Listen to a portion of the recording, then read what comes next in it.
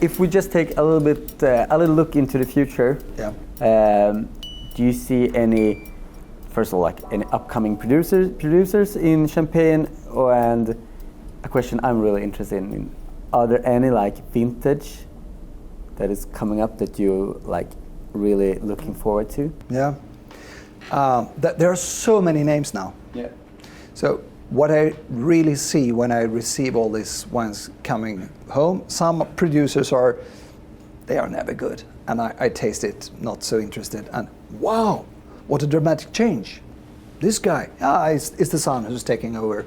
Those kind of things are happening all the time. So I wouldn't like to mention names, but I will say for sure, if you're investing in champagne and if you're interested in drinking them on both sides, you should look for the best champagne that each small producer is doing. His or her single vineyard champagne from what they believe is the best one. 95% of the time they are correct. It's the best wine they make. There are reasons for that. There's oldest vines. They put some more labor of love into it, and they obtain something which is very interesting and gorgeous to taste later on as well. So there are many, many names. My book, Champagne Magnum Opus, is showing them right now. Those are the best ones right now. We start to look at the 3, 4, and 5-star producers. That's where you should go. But next year, there might pop up 3, 4 new ones, which I have not tasted yet, and they're coming out. When it comes to vintages, we're tasting the 8. Everybody knows that 8 is gorgeous.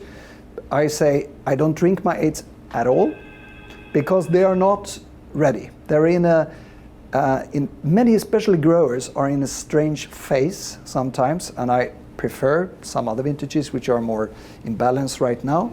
So they are. A good example is 12 is much more harmonic to taste. Most of the time, it's more drinkable than the 8s today. The 12s are not. I see today that they are not gaining in quality that much. It will not be the one that I put down in my cellar in the same amount. I can mention every year and say what it is. But the big one is 18. 18 is tremendously good. And a great combination between fresh, early maturing fruit and at the same time ageability. So to put it simple, it's a great vintage. That's perfect, because this is a question I get like pretty much all the time, and now I know 18 is the one. 18. Perfect. But with the top scorers you have on your list, it's not hard to imagine where you had your best champagne experience. You already told a little bit earlier here today. But if you can just give some advice to our viewers, like some advice along the way, what can they do to get the best possible champagne experience? Is there like a small trick? Yes, it's a very simple trick. It is to take the bottle and travel to Patagonia and go out at Torres del Paine and sit down, check the right weather, and drink a bottle a day for a week, and you will do it. A joke, but it's not the easiest thing to do. But why I mentioned that? It's because I created this concept, champagne hiking, and it took me many years. I've been doing this, but I didn't make it a concept until quite recently, and a book 3 years ago. And the background for that is that we're sitting in a very classic place for food and wine. This is started with a cheese and wine combination. Today it's more a food and wine combination place. Vinjas, Osten, Vinkällare. And that part was the second part after just drinking wine and speaking about quality of wine.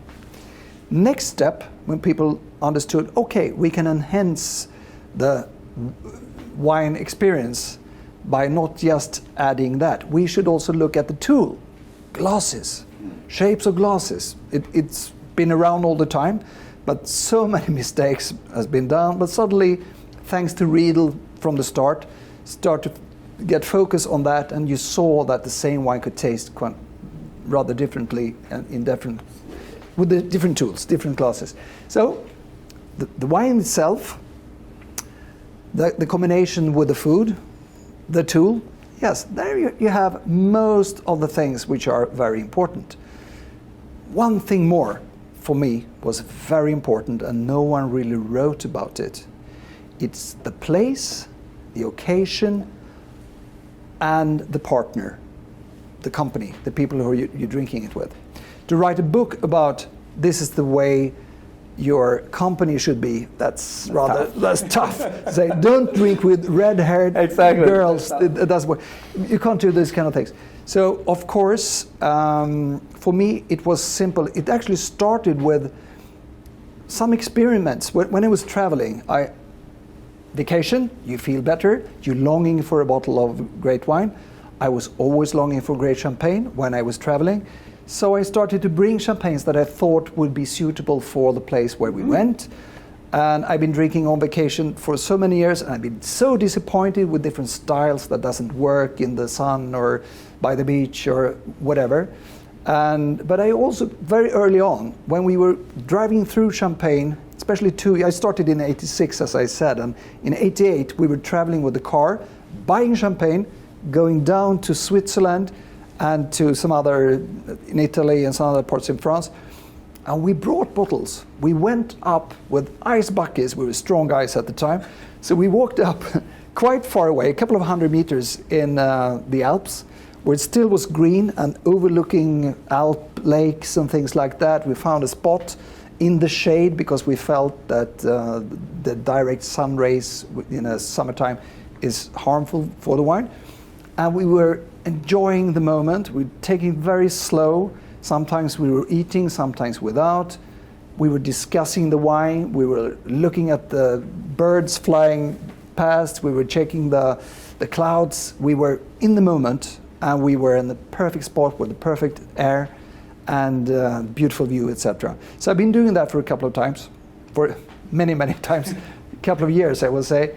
And so I felt that you could. What I'm doing so much when I rate my champagnes in my books and in Champagne Club, in my tasting library, is that I want to exclude the things that might affect if the wine are good or not. Because when I was reading a lot of books in the beginning, I saw that some of the authors were, we had such a good time, we're sitting in this beautiful room, etc.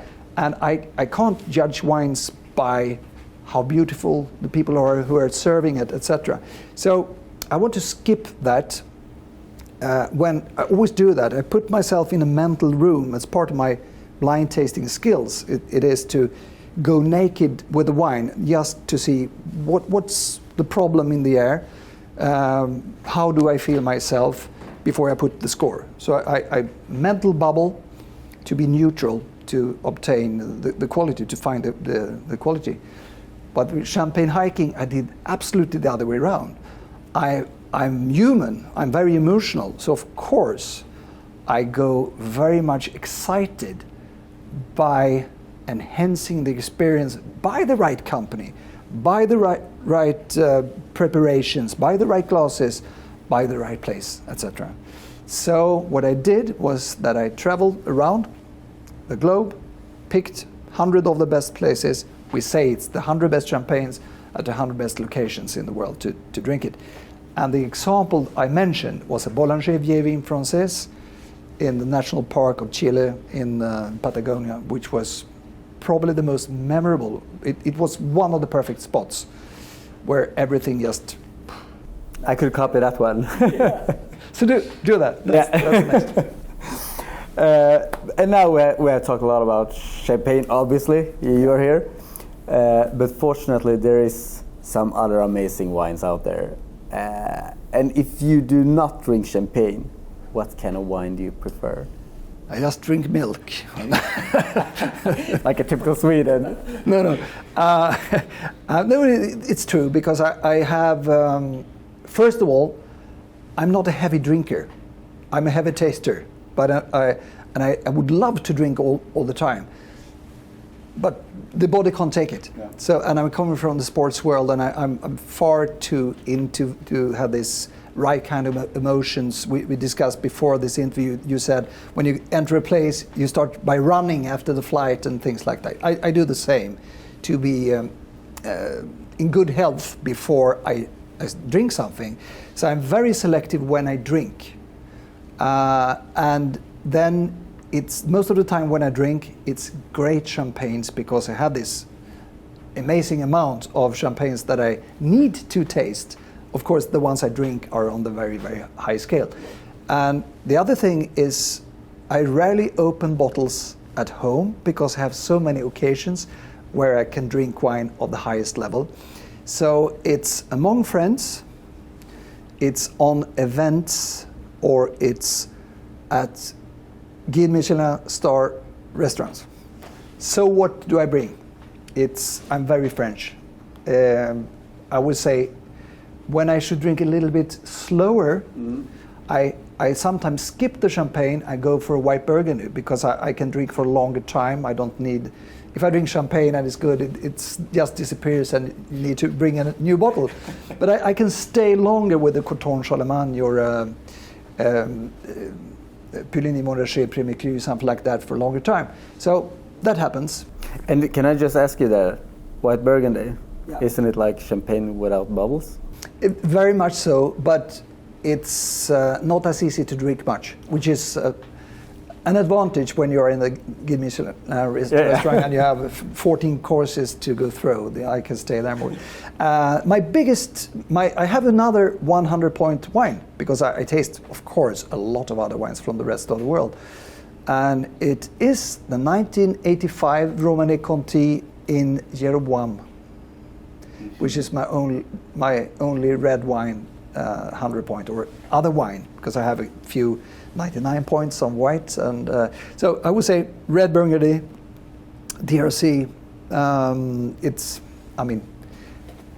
so obvious to say that. And I've been very fortunate enough, so I've been tasting a lot of Latache and Richebourg, etc. Not so many Romanée Contis in comparison. It's not that many people that actually tried so many Romanée Contis. No, it's true. I have 6 or 7 vintages or something like that. But anyway, each time I have been preferring Latache, except this time. When I had all 3 in Jeroboams, I started with a Richebourg 85 Gero, and I felt this is close to 100 points. This might be the best red wine I ever tasted. And then I took the second glass, it was Latache, and it was slightly better. And I felt, I'm in heaven now. I took the Romanée Conti, and it was 1 point more, so that's 100. That's where we are. Yeah. That's cool. Yeah. I could actually have your life now. But enough with all the talk now, because the two of us is actually going to move on. We're having a nice event with some of our investors. So let's go and a nice dinner. And a nice dinner as well. So Romanée Conti is popping up, or the 28th. Let's see. Let's see. Let's see. Thank you so much. Cheers. Cheers. Cheers.